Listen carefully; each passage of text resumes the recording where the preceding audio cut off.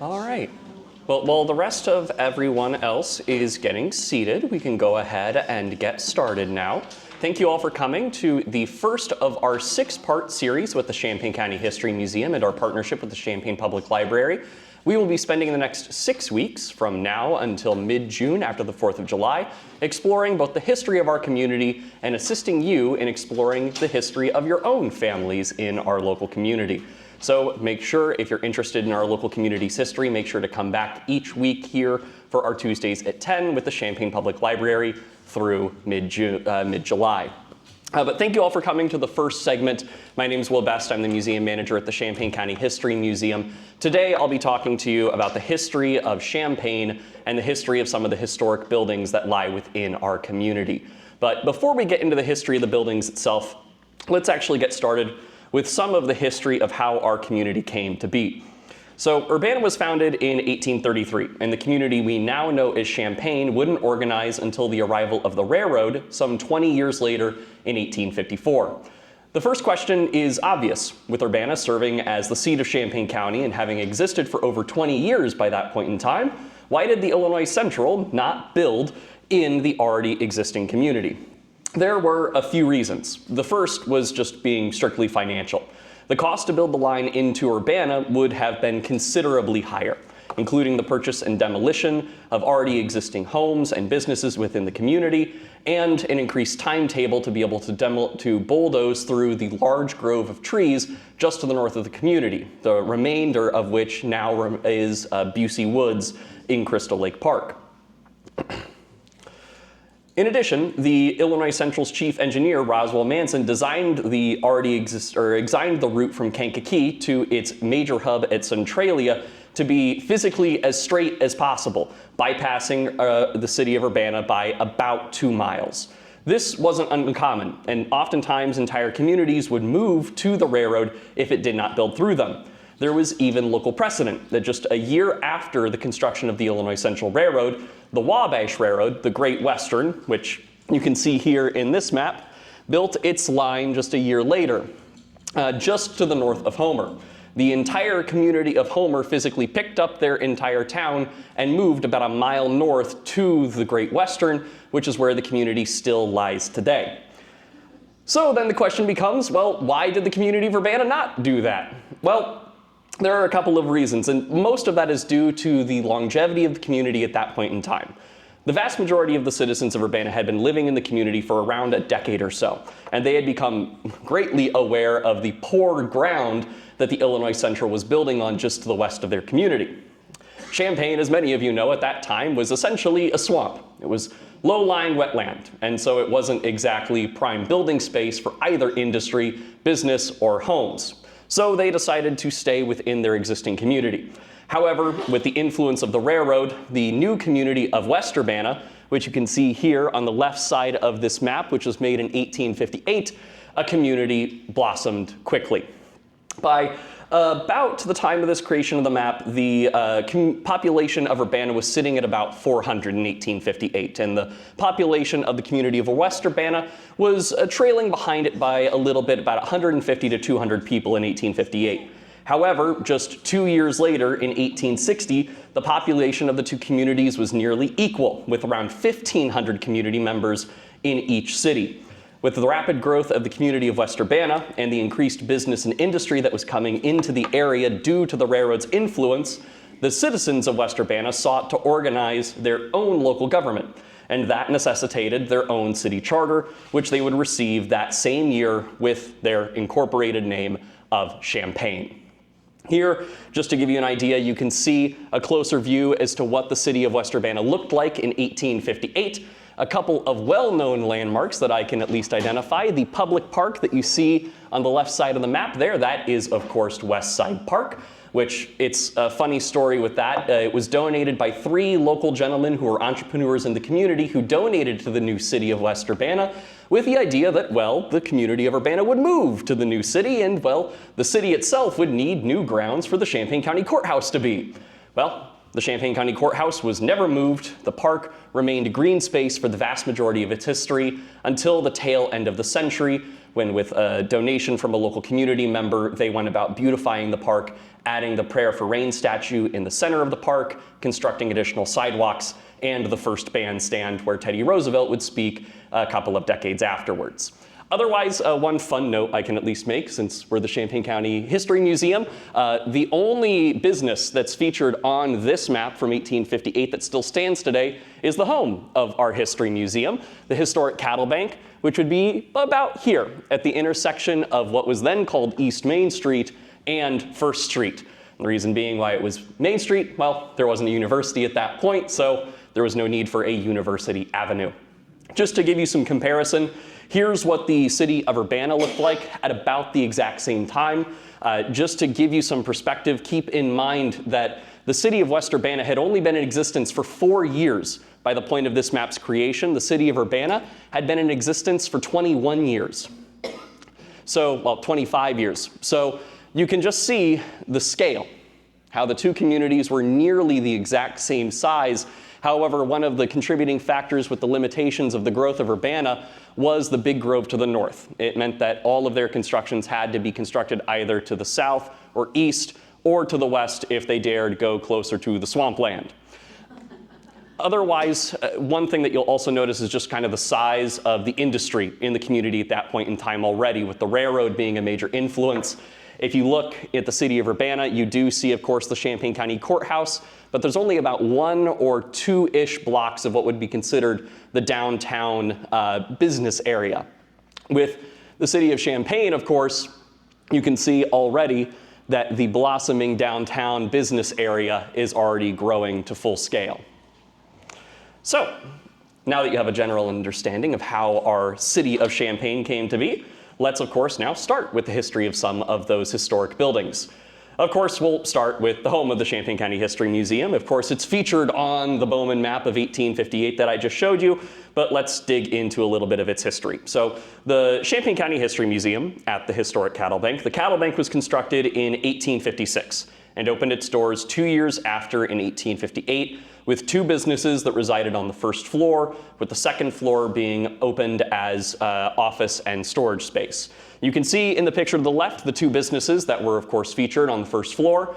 On the north side of the building was the Aetna Insurance Company, with no relation that we know of to the modern day Aetna Insurance. They're not spelled the same, so we're pretty sure there's no connection. And then the Cattle Bank sign is in reference to the branch of the local Grand Prairie Bank, which was main officed in Urbana. They opened up a small branch office to help service cattle ranchers and farmers who were selling livestock to the Illinois Central Railroad, which had their freight house just on the opposite side of First Street, about where the police station sits today. And it was because of those connections that the building became known to the local community as the Cattle Bank. And of course, the name has stuck around, and it's how we still remember it today. I've always found that a bit ironic, though, because the Grand Prairie Bank was only open for 3 years. It went bust in 1861, primarily due to an outbreak of hoof and mouth disease that wiped out most of the Midwestern cattle industry, as well as a few failing state bonds around the start of the Civil War. The bank would foreclose and be bought by a local entrepreneur, Benjamin F. Harris Sr., who is featured there on the right. He had strived in a number of local endeavors, including his own cattle ranching. However, he also wanted to explore opportunities for banking, which we'll explore a little bit later in today's talk. But just to kind of highlight his generosity for the local community, after purchasing the bank, he paid off all of the bank's debts out of his own pocket, ensuring that the only person to lose money out of the bank's foreclosure was himself.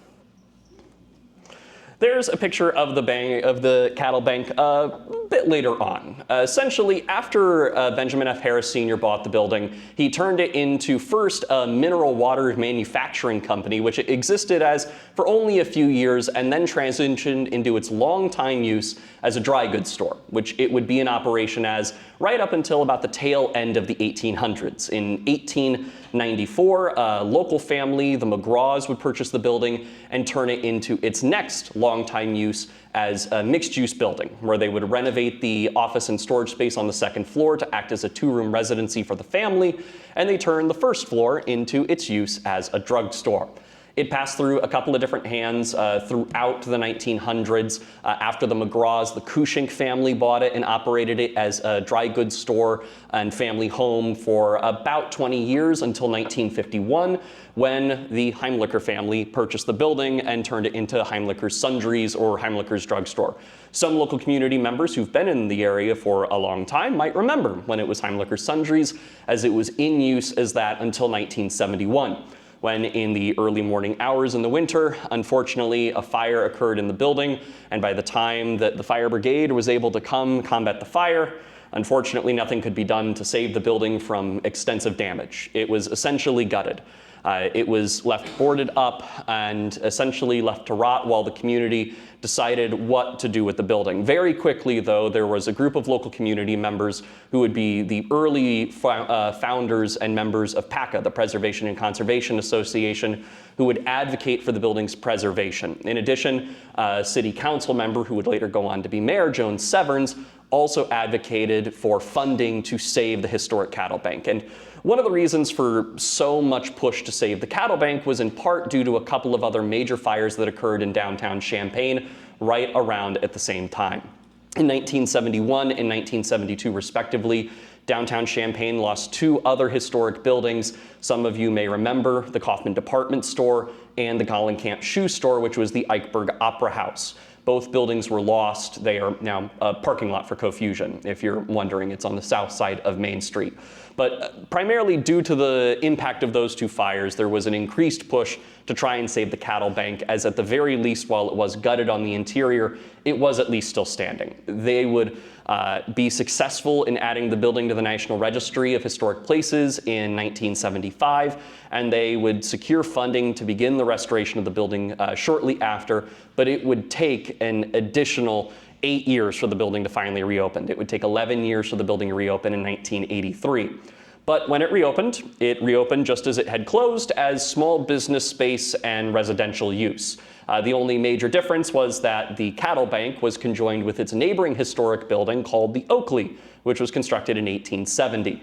It's a historic building in its own right, but it does get overshadowed by our cattle bank, of course. But it housed a variety of small businesses through the 1980s and 1990s, and would eventually become the Champaign County History Museum in 1999. There you can see our grand opening 3 years later in 2002 with the Champaign Mayor, Gerald Schweifart, Urbana Mayor Todd Satterwhite, Paul Eitelman, who was our museum manager until 2006, Dan McCollum, who was a board member at the time, and Barbara Peckham, who is the president of the board. We do have at least one member of our board of trustees here today, Perry Morris, who's our vice president. Do you want to wave, Perry? Hi.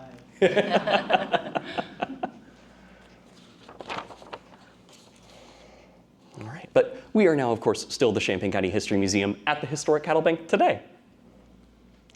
No building better represents Champaign's history, though, quite like its historic train depots. We are incredibly lucky to have all three Illinois Central depots still standing in our community, which is incredibly rare. Oftentimes, the railroad owns the land and the buildings that occupy their depot space. So when a depot is no longer usable or deemed usable by the railroad, oftentimes they come and bulldoze it in the middle of the night without much concern for the local community.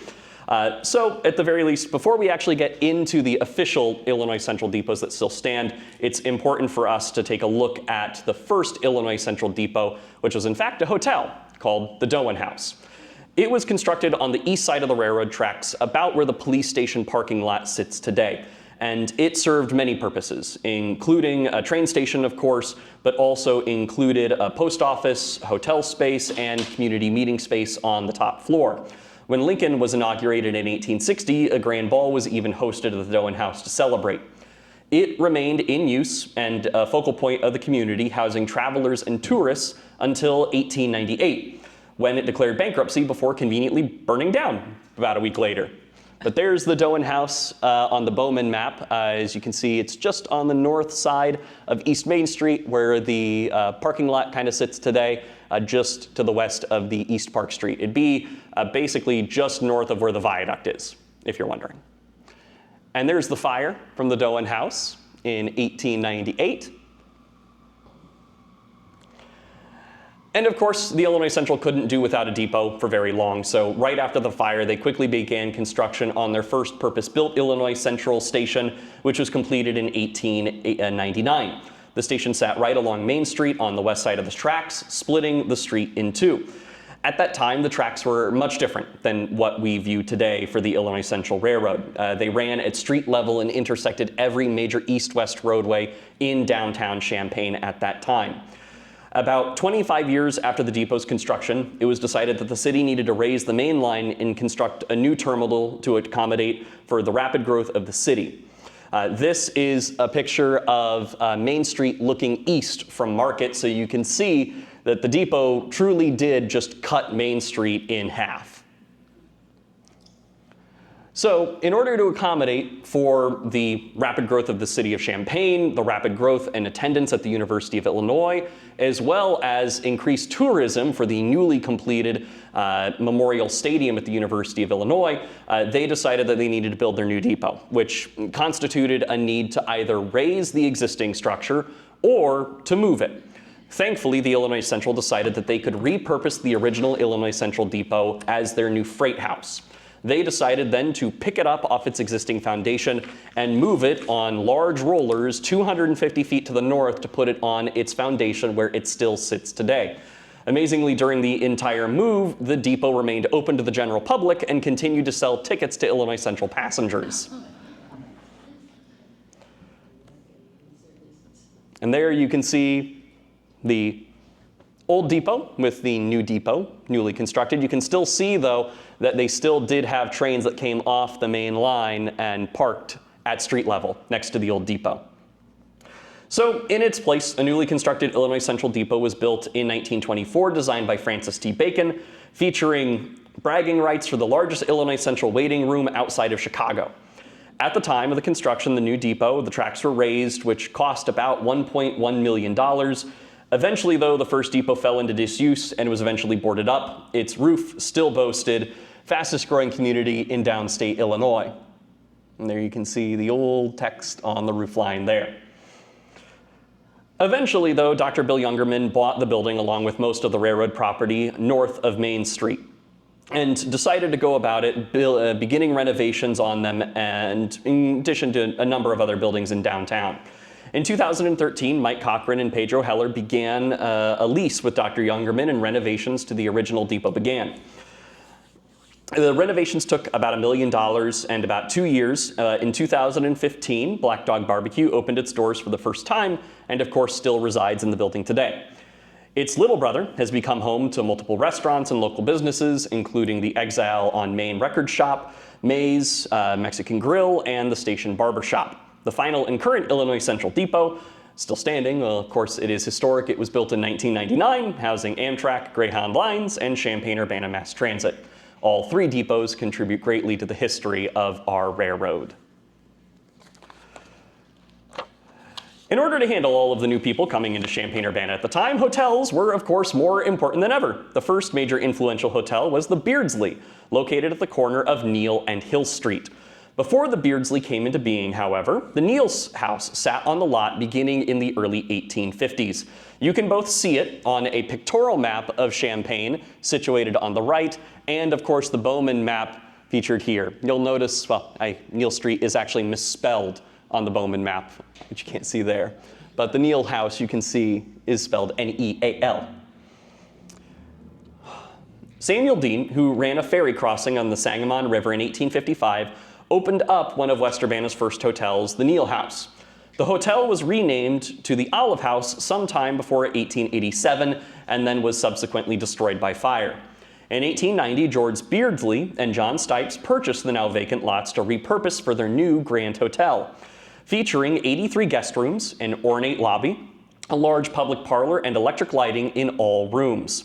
Here's an picture of the lobby of the Beardsley Hotel, one of the few that exists. Eventually, the hotel would find great success, and so an additional annex was built directly to the west that was first occupied by the Women's Town Club and then the longtime home of the Buzzard Pipe Organ Company. By the 1920s, the Beardsley needed renovation, reopening shortly after as the new Beardsley Hotel. Eventually, though, managers Joe and Mary Meany managed the hotel during the Great Depression, and while the hotel struggled on during this time, it preserved. Shortly after, in 1939, under Meany's management, the hotel would change name to its longtime use as Tilden Hall. Meany managed the hotel until his death, and the News-Gazette wrote in his obituary, "The keeper of the inn is dead, and the inn will never be the same without him." And it wasn't. The hotel would continue to struggle on, but was eventually raised in 1967 by the city for additional parking downtown. The Beardsley Western Annex still stands today as the Organ Loft Apartments and the John Paul Buzzard Pipe Organ Builders Company. The other big hotel in town still stands as a landmark in downtown Champaign, the historic Inman Hotel. The southeast corner of Neal and Walnut originally held homes and businesses, most notably before the Inman's construction being Paul Daniels Livery and Boarding Stable, seen here in this picture. One fun note you'll see just to the west, the already constructed terminal and headquarters for the Illinois Traction System, the large electric trolley company that was in downtown Champaign and the state of Illinois. Eventually, the land passed through hands and fell into the ownership of George L. Inman, who purchased the lot in 1903 and announced plans for the construction of a grand hotel. The project boasted a budget of $125,000 and planned for 150 rooms. The English Brothers Construction Company was brought on as the primary contractors, who will appear a number of times in today's talk. Just a year and one day after the plans were announced, the Inman Hotel hosted a grand opening on March 11, 1915, and it's estimated that between 2,000 to 3,000 citizens of Champaign toured the facility that day. And these tours did not disappoint. Not only did the hotel boast a lavishly decorated grand lobby and dining room, but it also housed luxuries, such as a cafe, a billiard parlor, Turkish baths, a shoe-shining parlor, a drugstore on the first floor, and even a barbershop on the second. Aside from its grandeur, the hotel's claim to fame was its famous fireproof status. The first 5 floors that were constructed were made with poured concrete and stood as an indestructible landmark of downtown Champaign. The Champaign Gazette even published the claim that the Inman couldn't burn if all the furnishings were soaked in oil and ignited. I'm sure the owners weren't certain to try that out. You can see here on this picture, showcasing the first 5 floors, the Inman Hotel sign on the top right of the building at the corner of Walnut and Neal, or Walnut and University, that shows the Inman Hotel fireproof. Here's a little bit of a better picture that you can see it. The immediate success of the Inman Hotel led to plans for expansion to be announced just a year after its opening, and a 6th floor was constructed directly over the existing roof. You can see in this picture where the original top lacing courses the top of the 5th floor and the 6th floor that was constructed just above it. Upon the 6 stories completion, they once again erected their iconic signage stating the Inman Hotel fireproof. You can see in that picture there. The hotel was the site of many notable events, including a visit from Brutus Ortega in 1919. Nicknamed the Human Fly, Ortega scaled the exterior of the Inman Hotel as one of his 3 local performances. Later, it hosted Jeanette Rankin, the first congresswoman in the U.S. to deliver a speech, and some of the Inman's more notable guests include Eleanor Roosevelt, Louis Armstrong, Hall of Fame football coach Knute Rockne, and numerous Illinois governors. And it's even rumored that Al Capone once rented out the entire 2nd floor during Prohibition. What for? No one asked too many questions. The Inman would eventually face tough times after World War II, as guests flocked to new motels built along the interstate north of town, and the once grand hotel began to fall into disrepair. After attempts to modernize were made with little to no success, the Inman would shut its doors in 1974. It was purchased by a surprising buyer, the National Academy of the Arts, which used the building as a ballet school, office space, and living quarters for both dancers and faculty. The Academy was a bit short-lived and would close its doors just a decade later, and the Inman would then reopen as apartments and assisted living facilities. The building was recently bought and renovated by Robeson Brinkmeyer as apartments, rentable Airbnb rooms, and the new home of Farron's Pub. During the renovation, Robeson Brinkmeyer made great strides in restoring the building's original terrazzo floors and reopening it to the general public. If you haven't been over to visit, to eat at Farron's Pub, I'd highly recommend it to see the original terrazzo floors in the building. But this is a picture of the building when it was in use as assisted living facilities. Along those same lines as the hotels in our local community, And what would any city be without its business, of which Champaign had many over the years? Let's take a look at just a few of the many family-owned department stores in our community, starting first with the W. Lewis & Company Department Store. Originally just a commercial plot housing a few drugstores and a doctor's office, this location would become the site of construction for the Illinois Building, a monumental structure in the quickly developing city of Champaign. In 1879, a Polish immigrant, Wolf Lewis, became the Illinois Building's primary tenant, founding one of Champaign's finest department stores, W. Lewis Company, selling everything from men's formal wear, shoes, women's dresses, hats, and much more. Here's one of the few surviving photographs from the first Illinois building. Lewis & Company had been comfortably established for nearly 4 decades when devastation hit the Illinois building. A fire was discovered in the northwest elevator of Lewis & Company at 6 a.m. on March 17, 1915, but by then it was too late to take proper action. Within 45 minutes, the building was reduced to rubble, along with its contained merchandise valued at $150,000, which is about $4.5 million in today's currency. Only one corner of the Illinois building remained standing when the smoke had settled. Dubbed the St. Patrick's Day Fire, this incident was the most destructive fire in the Twin Cities at the time. High winds spread the flames to nearby buildings on the opposite side of Neal Street, engulfing the Frank Campbell building and the McFadden Brothers Feed and Grocery Store. Luckily, only a few minor injuries were reported, but Lewis & Company's insurance prevented the business from complete dissolution, allowing them to move to the Witt building at Walnut and Taylor Streets. The devastating damage of the fire sparked action to improve the city's water system and generated greater public and governmental concern with fire safety in the local community. You can see now why the Inman Hotel took such great pride in their fireproof status, being built the same year as the St. Patrick's Day Fire. Construction for the Illinois building's replacement quickly began, and it was finished within a year after the fire. This new structure was creatively named the second Illinois building. As you can see, it was built to take up the same envelope as the first, with entrances on both Neal and Park Street with show windows wrapping around the first floor. The building received an iconic upgrade in the 1960s when a new blade sign, a new clock, was added at the intersection, which became an important symbol in marketing campaigns by Lewis & Company that used the slogan, "Meet you under the clock." Although its original inhabitant, Lewis & Company, closed its doors in 1977, a year after the opening of Marketplace Mall, the building has lived on in many forms. It was eventually converted into office spaces and has undergone major renovations under its current ownership by Busey Bank. Just around the corner, about a block and a half away, department stores occupied the first section of Main Street as early as 1872, the earliest of which was the G.C. Willis store. The owner, Godfrey Clarence Willis, was born in Kent, England, and although he initially settled in Pennsylvania, he left in 1872 to open a general store in the booming city of Champaign. He called his shop Willis's Philadelphia Store. 10 years after its initial opening, Willis razed the original wood frame building and constructed a new 2-story brick structure. Willis then decided that it wasn't large enough, and so expanded into the neighboring lot at 17 Main, and then raised both of them in 1913, aspiring to build an even larger department store, like Robeson's and Lewis & Company had done previously. Although Willis didn't live to see the completed structure, his son, Harry T. Willis, took up the family business. Under his ownership, the new building became known for its large, beautiful window displays, which you can see here. Eventually, in 1953, Harry Willis decided to sell his shares of the store, ending the family's 84-year ownership of the company. The store remained open for only a few more years after Harry's departure, and in July 1959, it closed its doors for good.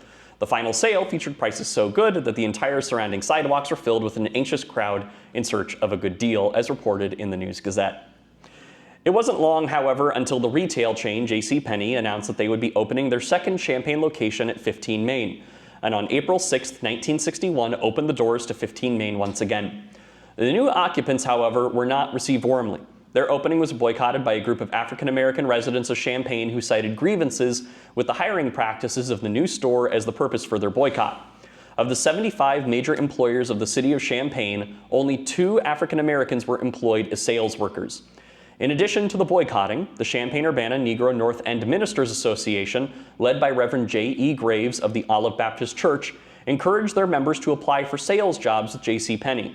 On April 18th, 12 days into the boycott, Harry, an associate professor of philosophy and advisor to the University NAACP, wrote that African Americans had, quote, developed a new sense of determination and never again will take racial discrimination lying down. The boycott lasted about another 2 weeks until April 27th, when Harry Tebow and the store manager announced that a mutual agreement had been met, although no details of this agreement were ever disclosed to the public. Eventually, after the opening of Marketplace Mall, JCPenney would abandon their downtown location, opting to instead open their big box store out by the highway.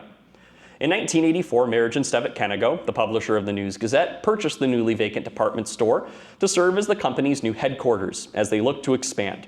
The former JCPenney's facade was removed and large granite blocks were installed along the sides of the building to transform it into the new paper's new home. The new building was named the Stevitt Building to honor Marriagen's late parents and the founding family of the paper. Marriagen was quite the character herself, marrying into Italian royalty and becoming an avid painter.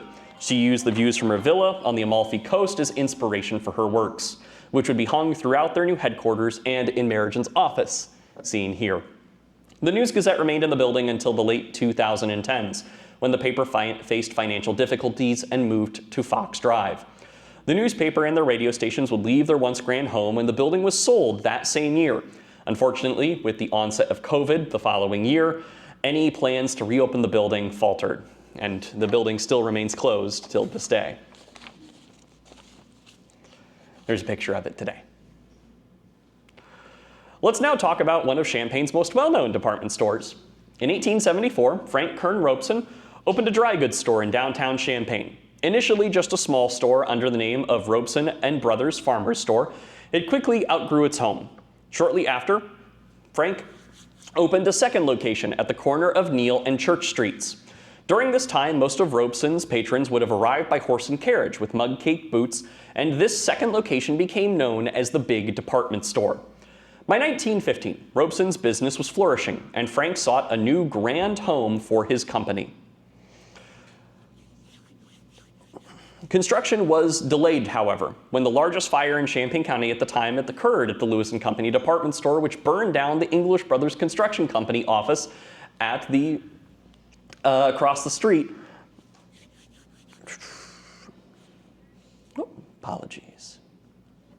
But the plans would eventually continue on. The building eventually opened in 1920.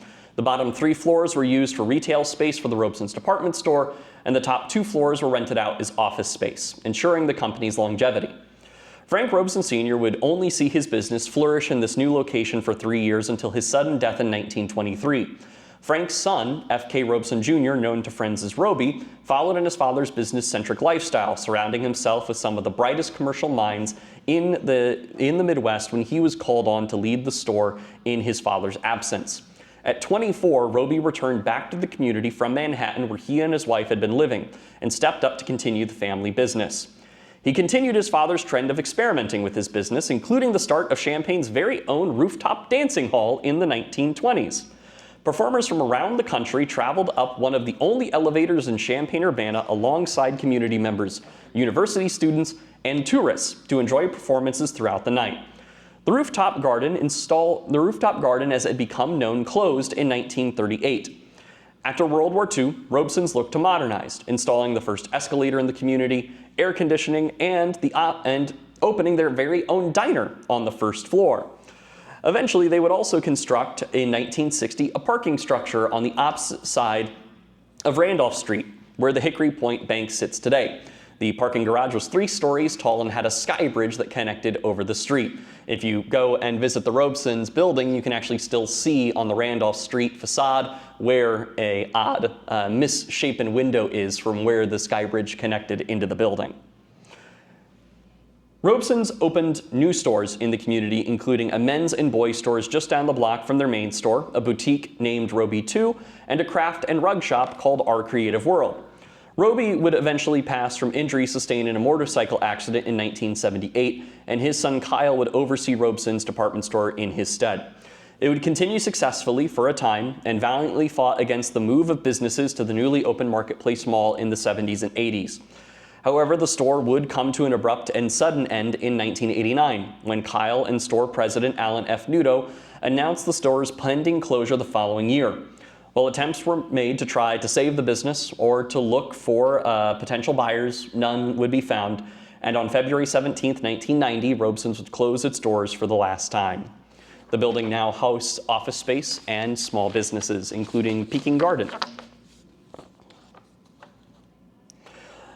The last department store we'll talk about is, of course, the only one still left in the local community, which is, of course, Joseph Kuhn and Company.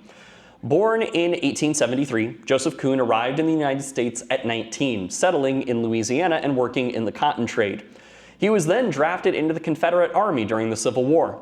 After swearing an oath of loyalty to the United States, he eventually moved to West Lafayette, Indiana, where he rented a store in hopes of opening his own clothing shop. Unfortunately for him, and fortunately for us, the building burned down before he got ownership. And so he moved to the new blossoming community of Champaign to look to open his new store. His first shop was called the Emporium and opened in 1867. It was a short-lived building, as it also burned in 1872. But Kuhn wouldn't be dismayed and quickly rebuilt with a new brick structure at the same location on Main Street and renamed it to the Star Clothing House. Here's a picture of both the exterior of that brick building and the interior. In 1888, Joseph's son, Isaac, joined his father in business, and the company was renamed once again to Joseph Kuhn and Son. The company continued to prosper, and it became apparent that much like many of the other businesses in downtown Champaign, it too needed a larger home. And so in 1907, the father and son duo opened their new 4-story, 35,000 square foot building at 33 East Main Street that still stands today. The new building was an architectural marvel, with electric lighting, an elevator, a grand floor-to-ceiling atrium topped by a stained glass skylight. Joseph oversaw his business. Oh yeah, and here's a picture of an artist's rendition of what the interior of Joseph Kuhn and Company looked like when it first opened. Joseph oversaw his business until his death in 1915, passing in his home after a long day at work at his store. It continued successfully under Isaac's tenure as president, continuing his father's legacy of excellence, providing everything from men's, women's, and child's clothing with specialty departments for military and oversized clothing. He oversaw the building's renovations in the 1930s, 40s, and 50s that modernized the building and had a new sign installed above its entrance. Isaac eventually passed in 1956, and Kuhn's passed hands to his son-in-law, B.B. Weiss. Under his ownership, Kuhn's continued to modernize. The atrium was eventually closed, and the once grand skylight was covered up to provide more retail space on each floor. Through the years, Kuhn's bought the storefronts around it on North Main Street, incorporating them into their storefront. In 1967, they even opened up a branch store at Marketplace Mall named Kuhn's 2. The stained glass was reinstalled at this store, but it was short-lived, and the store closed in 1991, and the stained glass was packed away.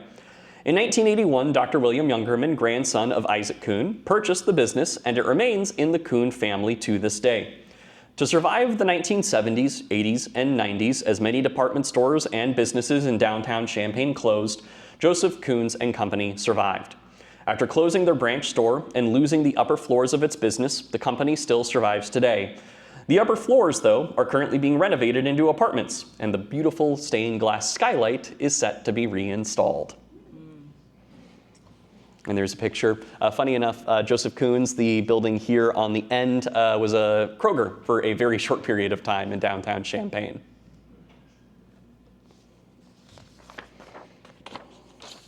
People remember the businesses fondly, but one thing we often take for granted is the governmental and public buildings that still stand in our community. One that stands proud in downtown Champaign, just a few blocks from here, is of course our city building. The first city building, featured here, was constructed in 1889, designed by architect C. Lee Brown.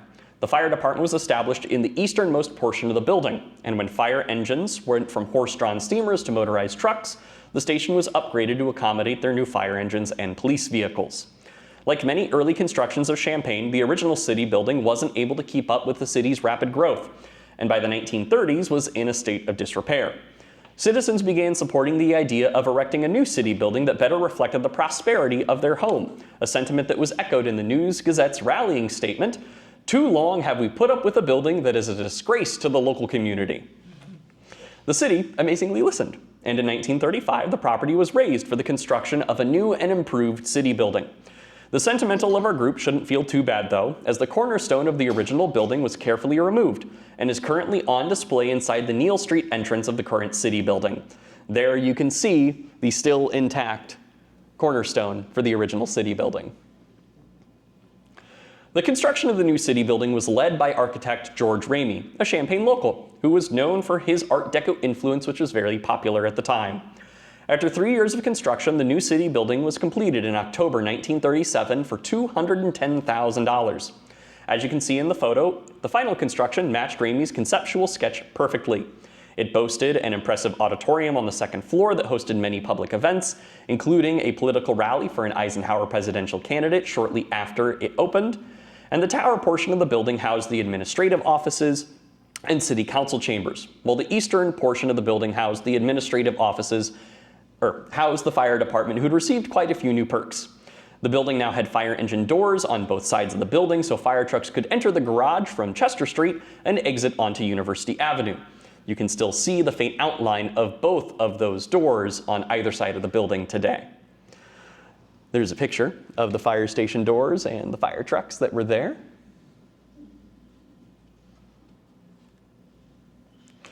The police department enjoyed an expansion as well, as jail cells were fitted into the basement of the building as well as a firing range for officer training. When the fire department eventually moved to Station 1 on Randolph Street, the police department moved into the newly emptied East Wing. Resourcefully, they opted to just chisel out the CFD engraving above their front door into a P for CPD. The building has gone through several renovations since construction. The 1970s featured major renovations to the city council chambers on the second floor, and the 1980s welcomed the largest renovation the building had seen.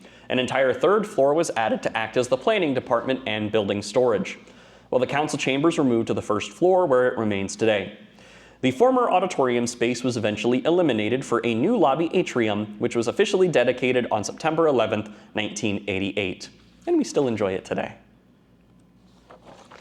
The story of this well-known building dates back to the 19th century, when the newly incorporated city of Champaign began public works projects, including starting a public library. In 1868, 300 books and periodicals were gathered on the second floor of 7 Main Street, where they were used by just a modest 40 members of the Champaign Library Association, when the city's population barely surpassed 4,000. The first library was short-lived and only existed for 8 years before shutting its doors and handing its collection over to the city of Champaign. That same year, the city opened the first official public library at 24 Main Street with 750 books and a paid librarian, who was paid just $20 a month. In 1894, things would dramatically change for the library when local philanthropist A.C. Burnham announced he would be giving $50,000 for the construction of a new library as a memorial to his wife, Julia F. Burnham, who was a member of the library board before her death. $40,000 would be allocated for the construction of the building, and the rest would be used as an endowment to purchase books. The new Grand Library was designed by architect Julius A. Schweinwerth, and construction began in 1895. It faced some unavoidable setbacks before eventually opening the following year.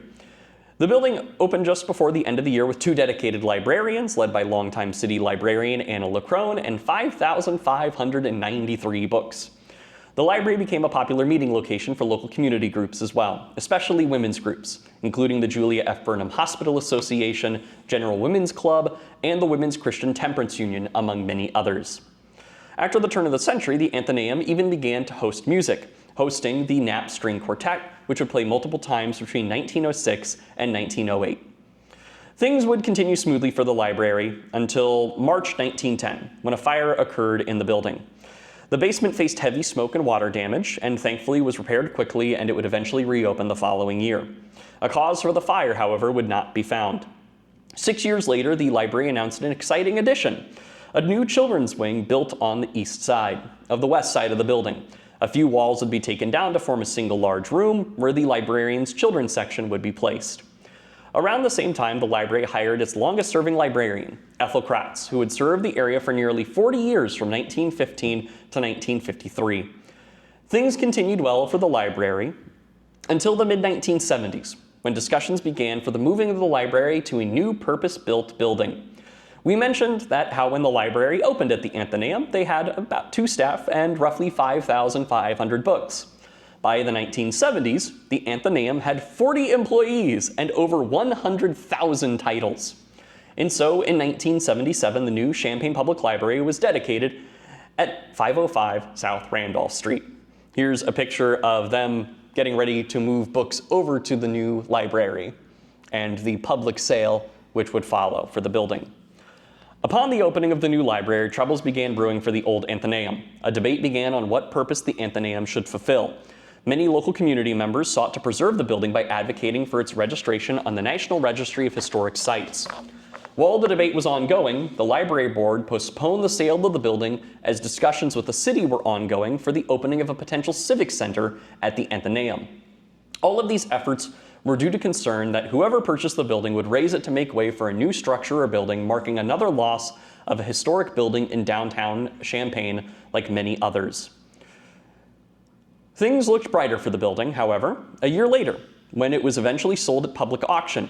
The Champaign County School Employees Credit Union won the auction for $105,750, intending to reopen the Athenaeum as a civic and cultural center. However, their plans would be abruptly halted when the Illinois Department of Financial Institutions rejected their purchase. The building would once again then hit the auction floor in May of 1979, this time allowing for sale to public and private businesses. Champaign attorney John Hirschfeld purchased the building for $110,000 and planned to begin a $500,000 renovation project to house his law office, Meyer, Capel, Hirschfeld, Muncie, Jan, and Aldine. I had to practice to say that a couple of times. A day before the renovations were scheduled to begin, an arson devastated the structure in October 1979.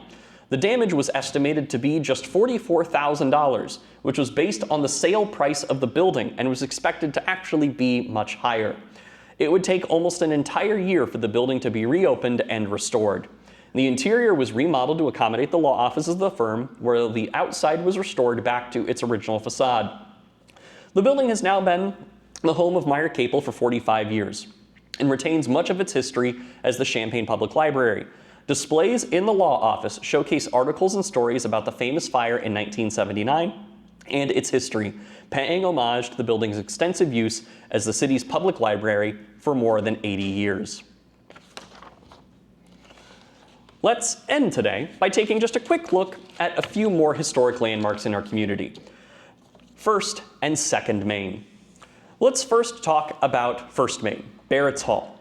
With its construction completed in 1865, it was the first brick structure in downtown Champaign housing business space. The address itself boasts a rather unique quality, as it is the only section of town where odd numbers are located on the north side of the street, an unconventional and slightly confusing feature utilized to pay homage to the building's, of course, iconic status as the first brick structure in the community. Barrett's Hall served as the central location for public gatherings and even hosted speeches by Frederick Douglass and Susan B. Anthony. Barrett's hosted many businesses over the course of its life, including Swanell's Drug Store, McBride's Drug Shop, and Brown's Business School, a chain of business schools that could be found throughout the Midwest. However, as its bones aged, there became a need to replace the hall with a more modern structure. And so it was razed in 1950 to be replaced by the Grant's Department Store. For this purpose, it served for about 25 years, when the building lived a new hip life as a disco called the Poison Apple. But the groove couldn't last forever, and the building was severely damaged when a fire devastated the north side of Main Street in 1987. The remnants would eventually be razed to make way for a parking lot in the 1990s, like many other buildings in downtown Champaign. However, for Munn, Maine, it wouldn't be doomed to this fate forever. Eventually, local businessmen Cody Sokolsky and Mike Kulas in 2003 merged together to create a new mixed-use building. Now wearing many hats, First Main houses Deepwater Volition, a mix of restaurants, office space, and condos. The construction was completed in 2004, and with the lot's revitalization, it became the first significant new downtown business construction since 1981. Across the street from is its younger brother. It's the Gazette building. Its first construction began 10 years after Barrett's Hall and was completed in 1875, but the Gazette was an architectural feat to behold. Built by the Champaign County Gazette and designed by architect C. Lee Brown, it was completed just in time for the city's centennial year celebration. They shared the building with a barber shop, drugstore, and a branch office of the post office. Unfortunately, the Gazette was razed in 1927, and the S.S. Kresge Company of Detroit, Michigan, bought the property for its ideal location at the heart of the shopping district of Champaign for their new store. In the 1960s, however, the building became at risk of abandonment, and Parkland College bought the property along with other abandoned buildings in downtown Champaign as a part of their first campus until 1973.